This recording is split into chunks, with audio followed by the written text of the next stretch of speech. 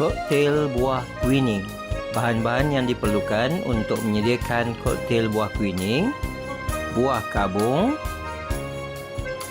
biji selasih, air gula melaka,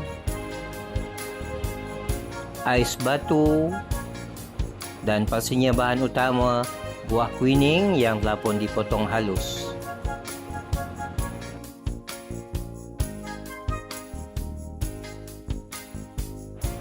Caranya mudah saja.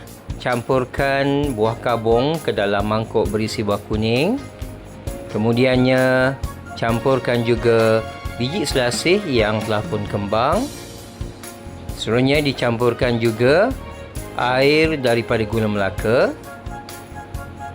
Campurkan ais batu dan kemudiannya campurkan susu cair ke dalam mangkuk yang telah pun diisikan dengan bahan-bahan yang disebutkan tadi.